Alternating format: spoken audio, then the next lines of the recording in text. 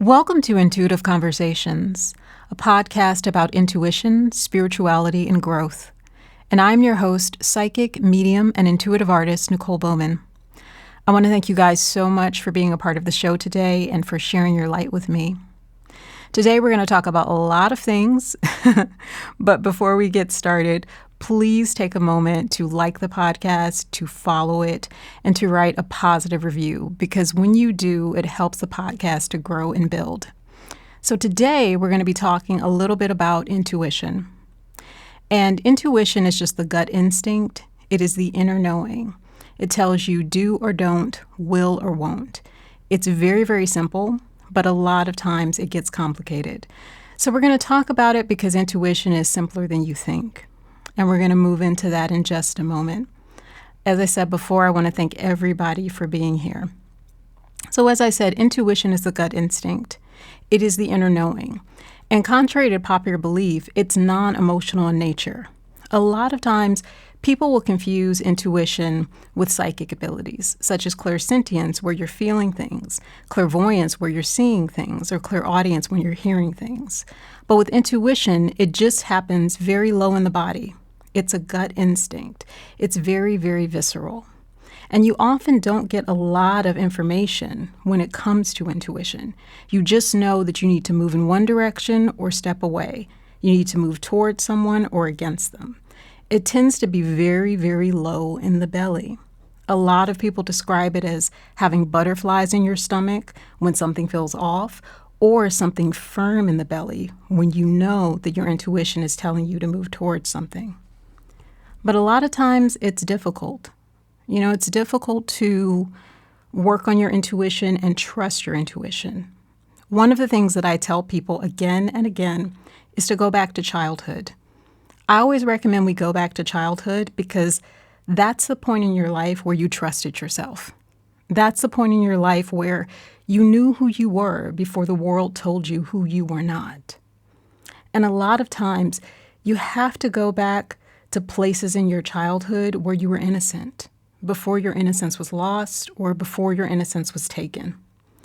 So I want everybody to take a moment and don't overthink it too much, but go back to the age when you knew you could do anything. Go back to the age when the future was wide open and anything could happen. And I want you to think about a particular incident. It could be anything that went on in your life, but there was just a gut instinct that helped you to understand this path is right for me, or this path is wrong for me. Or it was just a visceral instinct that helped you to know this is a person that I need to be with, or this is a person I don't. Hold that feeling for just a moment. Just hold the sensation. That is what intuition felt like in childhood, and that is also what intuition feels like in adulthood. The difference is that in adulthood, we often tend to be logical. We tend to be pragmatic. We tend to push away the intuitive impulses. But if you listen to intuition in childhood and you listen to intuition in adulthood, an entire world is going to open up. So in your adult life, if you are ever having a really big decision, go back to your inner child. Go back to that time when you trusted yourself implicitly and you just knew how to move and how to act. That is intuition. Before we close, I'm going to share a couple of stories with you. There's one in particular that is a visual of what intuition looks like. And I just want to share this with you because I know that there are some of you who are very visual and this is going to make sense to you. So when I think about intuition and I think about intuitive impulses, I imagine myself in a forest. And in the middle of this forest, I see a beautiful diamond on the forest floor, just a few feet ahead of me. And I walk to the diamond and I pick it up. And then I begin to look around. I look around at the forest and I realize that I'm lost and I don't know where to go next. And then I look just a few more feet ahead of me and I see an emerald. and I walk towards it and I pick it up. And then I see a ruby and I walk towards that and I pick it up. And as I follow this trail, I get to a beautiful lake that is quiet and serene and peaceful. And I just sit down and enjoy it. That's how intuition works. It leads you to the beautiful things in life. It leads you to your dreams. It leads you to your goals. It may lead you to your life partner. But a lot of times, intuition, it doesn't give us a lot of information right away because you have to trust it. Once you trust that intuitive hit, your entire world starts to open up. Divine guidance starts to come in. Synchronicities start to happen. But you have to start with that single step. One final story. One final story. So many years ago, when I first started reading professionally, I was living in New Orleans, Louisiana. And anybody who has ever visited New Orleans, you know how magical that city is. I wanted to stay in New Orleans forever. I really, really did. But there was a time when I was reading for clients and I started to get a strong impulse that I needed to move. More specifically, that I needed to go abroad. And more specifically, that I needed to go to Italy. Now, I've been to Italy before, but I wasn't thinking about living there.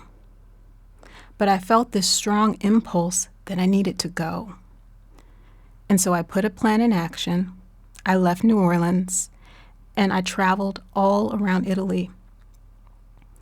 And I ended up living in Italy for the better part of 6 years. And it got to the point where I would divide my time between the United States and Europe.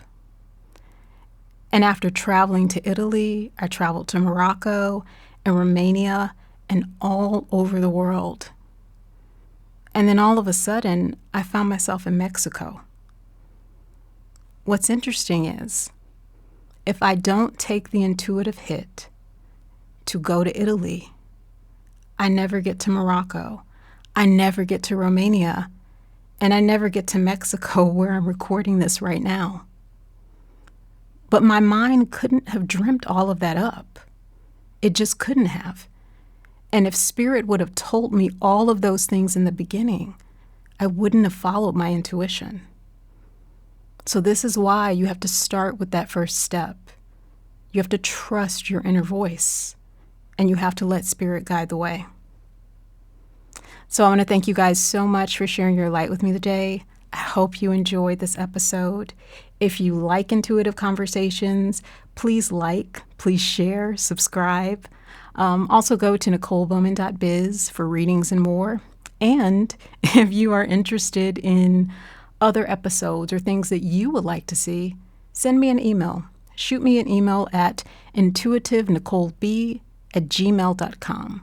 Once again, that is intuitivenicoleb@gmail.com.